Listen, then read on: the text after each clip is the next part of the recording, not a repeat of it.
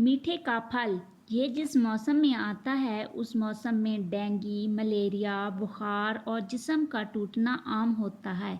اگر اللہ تعالیٰ نے بیماریاں پیدا کی ہیں تو اسی موسم میں ان بیماریوں کا علاج بھی رکھا ہے۔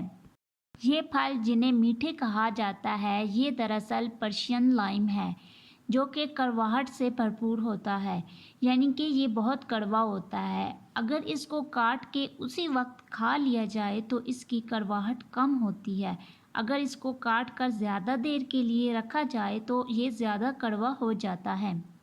ایک مشہور کہاوت ہے کہ نیم کی چھاؤں ٹھنڈی ہوتی ہے، اسی طرح کڑواہٹ سے بھرپور یہ پھل ہماری بیماریوں کے لیے بھی کڑواہٹ ثابت ہوتا ہے اور اس سے بیماریاں دور ہو جاتی ہیں۔ یہ جسم سے فالتو فاسد مادوں کا اخراج کر دیتا ہے۔ سر کے بالوں سے لے کر پاؤں کے ناخن تک یہ تمام جسم کے تمام حصوں کے لیے بہت اہم ہے۔ یہ جگر کو، آنتوں کو اور حتیٰ کہ ہمارے جسم میں موجود خون کے ایک ایک قطرے کی صفائی کرتا ہے، ان سے فاصل فالتو مادوں کا اخراج کر دیتا ہے۔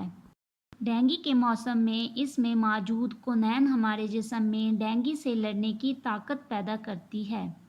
یہ وٹامن سی سے بھرپور پھل ہے جو کہ ہمارے امیون سسٹم کو بوسٹ کرتا ہے، یعنی ہمارے جسم میں توانائی اور طاقت پیدا کرتا ہے۔